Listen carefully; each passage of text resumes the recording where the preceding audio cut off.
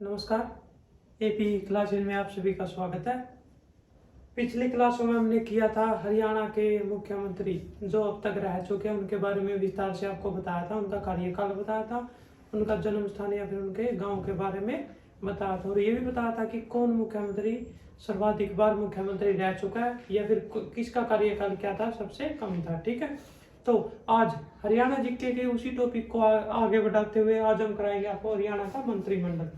ठीक है, तो हरियाणा का मंत्रिमंडल जैसे ही आता है तो सबसे पहले क्वेश्चन मन में उठता है कि इसका जिक्र कहाँ पे है। तो इसका जिक्र संविधान का जो अनुच्छेद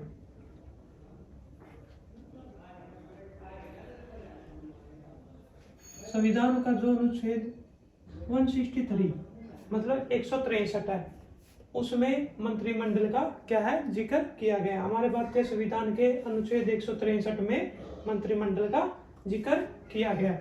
और मंत्री बनने के लिए न्यूनतम आयु तो कितनी आती है मंत्रिमंडल में? न्यूनतम आयु 25 वर्ष।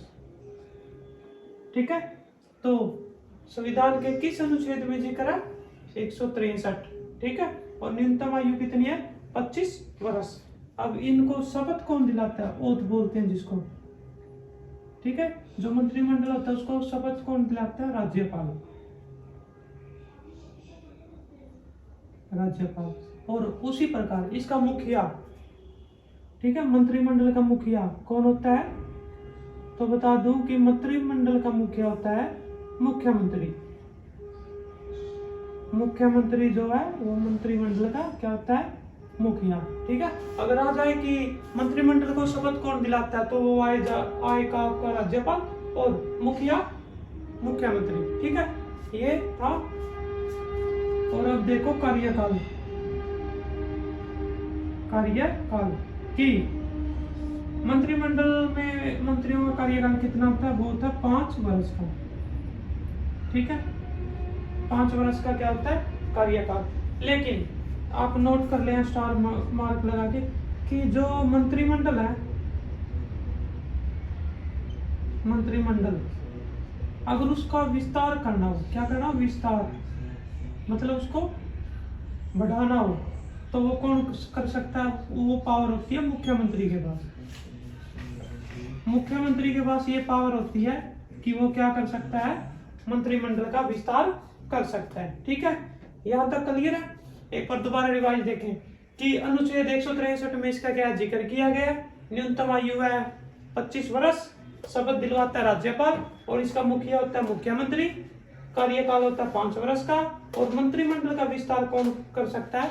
तो वह मुख्यमंत्री। मुख्यमंत्री जी क्या कर सकते हैं? अपने मंत्रिमंडल का विस्तार कर सकते हैं। अगर उन्हें जरूरत हो या फिर उन्हें लगा कि अब विस्तार करना चाहिए तो वो अपने विवेक से इसका विस्तार कर सकते हैं। ठीक है, यहाँ तक क्लियर है? अब आता है मंत्रिमंडल में मंत्रियों की संख्या। ठीक है,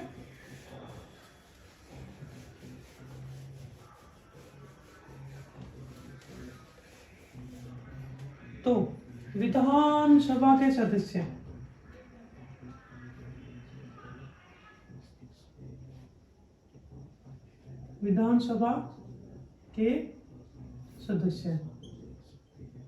जितने भी विधानसभा के सदस्य हो उसका 15% क्या हो सकते हैं? मंत्री हो सकते हैं। ठीक है, कि विधानसभा में जितने भी सदस्य हैं, अब जैसे हरियाणा विधानसभा में 90 सीटें हैं। ठीक है, तो 90 का 15% मंत्री हो सकते हैं। तो 90 का 15%, ये मैथ की क्लास में भी करवाया था आपको।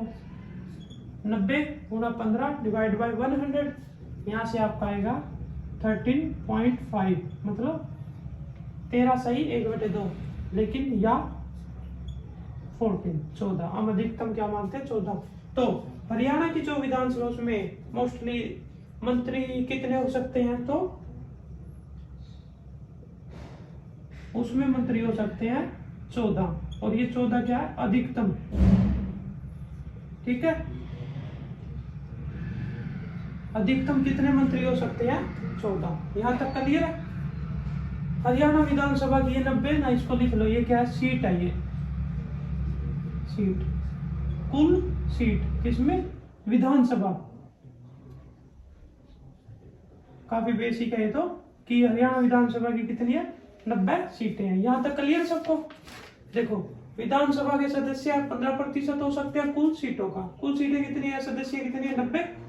90 का 15% 13.5 आता है, तो अधिकतम क्या, 14। तो मंत्री कितने हो सकते हैं, अधिकतम 14। ठीक है, यहाँ तक क्लियर सबको। ठीक,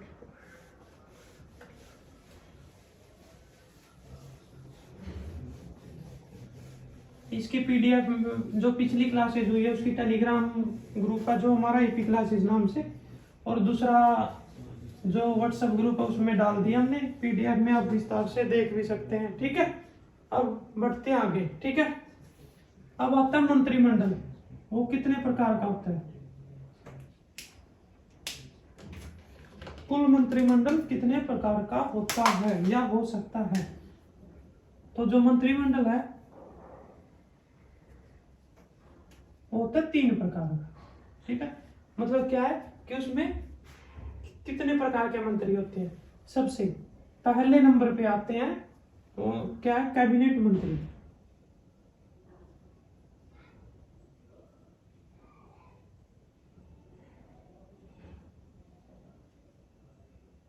कैबिनेट मंत्री। ठीक है, दूसरा क्या आता है, राज्य मंत्री।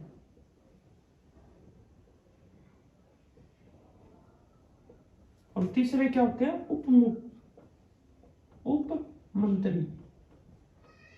ठीक है, जो मंत्रिमंडल में मंत्री हो 3 प्रकार के होते हैं। एक होते हैं कैबिनेट मंत्री, एक होते हैं राज्य मंत्री, और एक होते हैं उप मंत्री। ठीक है, जो पहला है कैबिनेट मंत्री। ठीक है, इनका क्या काम होता है, तो इनके पास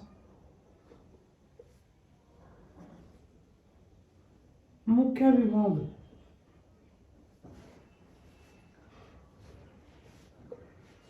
जो मैन डिपार्टमेंट होते हैं, मैन विभाग, मिनिस्ट्री वगैरह, तो इनके पास क्या होते हैं, मुख्य विभाग होते हैं। ठीक है, कैबिनेट मंत्री के बाद। उसी प्रकार राज्य मंत्री, जो राज्य मंत्री होते हैं ये कैबिनेट मंत्री है ना, इनकी सहायता के लिए होते हैं।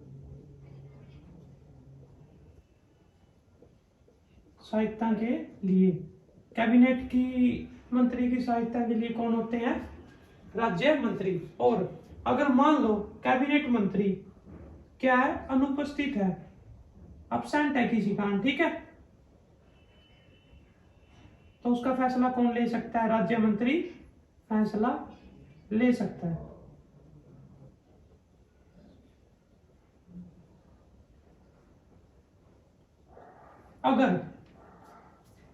अगर कैबिनेट मंत्री किसी बात को लेकर एब्सेंट रहते हैं, अनुपस्थित रहते हैं, ठीक है, तो राज्य मंत्री उनकी सहायता करेंगे और उनके पक्ष में या फिर अपने विवेक से भी फैसला ले सकते हैं। ठीक है, उसी प्रकार उप मंत्री है, ये क्या होते हैं, ये राज्य मंत्री एक तो और एक कैबिनेट मंत्री, इन दोनों की सहायता के लिए होते हैं। देखो जो कैबिनेट मंत्री होते हैं उनके पास होता है मैन डिपार्टमेंट, ठीक है, मुख्य विभाग। ठीक है, उसी प्रकार जो राज्य मंत्री है वो सहायता करते हैं किसकी, कैबिनेट मंत्री की। अगर कैबिनेट मंत्री एब्सेंट है तो वो क्या करेंगे, फैसला ले लेंगे, अपने विवेक से ले सकते हैं, उनके पास ये पावर होती है। ठीक है, लेकिन जो उप मंत्री है वो सिर्फ सहायता के लिए होते हैं, एक तो राज्य मंत्री और एक कैबिनेट मंत्री, इन दोनों की सहायता के लिए, लेकिन ये फैसला नहीं ले सकते।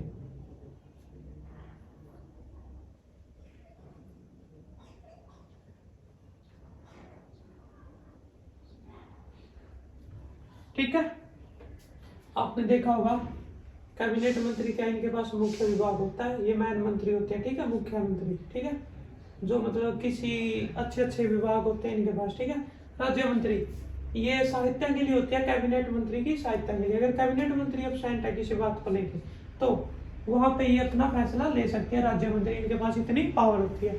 उसी प्रकार उप मंत्री ये क्या है, राज्य मंत्री और कैबिनेट मंत्री, इन दोनों की सहायता के लिए होते हैं, लेकिन ये फैसला नहीं ले सकते, इनके पास इतना पावर नहीं होती कि अपने विवेक से कोई भी फैसला ले। ठीक है, यहाँ तक सबको क्लियर है। ये था आपका मंत्रिमंडल का टॉपिक, जो कि आपका फिनिश हो चुका है। छोटा सा टॉपिक था, यहाँ से काफी अच्छे क्वेश्चन आते हैं। ठीक है, तो आप इसको अच्छे से रिवाइज कर लेना एक बार। अब आगे बढ़ते हैं हमारा उच्च न्यायालय।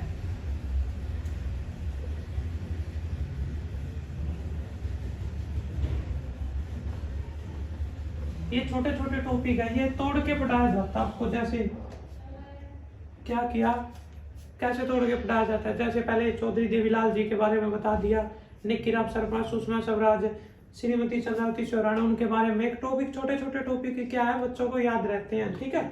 उसी बार मंत्रिमंडल करा दिया, वो पहले करा था सीएम कि टोटल कितने सीएम रह चुके हैं, उनका कार्यकाल क्या था, वो करा दिया। तो ये था आपका हरियाणा का जो मंत्रिमंडल का स्ट्रक्चर, मतलब उसका बेसिक है जो भी कि कितने मंत्री है, कितने रह सकते हैं, ठीक है। राज्य मंत्री क्या होता है, कैबिनेट मंत्री क्या होता है, उप मंत्री क्या होते हैं। तो आशा करते हैं आपको हमारे एपी क्लासेस के द्वारा मंत्रिमंडल, जो हरियाणा का मंत्रिमंडल, उसका टॉपिक काफी अच्छे से समझ में आया होगा और आपने अच्छे से नोट्स बनाए होंगे, ठीक है।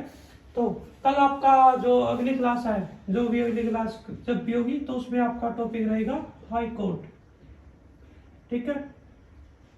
हाई कोर्ट के बारे में आपको डिटेल से बताया जाएगा।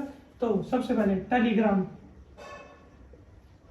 टेलीग्राम पर आपको लिखना है एपी क्लासेस, ठीक है। यहाँ से आप क्या, हमारा ये लोगो है, ठीक है, वहाँ पे चैनल आ जाएगा, आप टेलीग्राम पे जुड़ सकते हैं। ऐसे ही जो व्हाट्सएप है, व्हाट्सएप पे हमारे ग्रुप का नाम है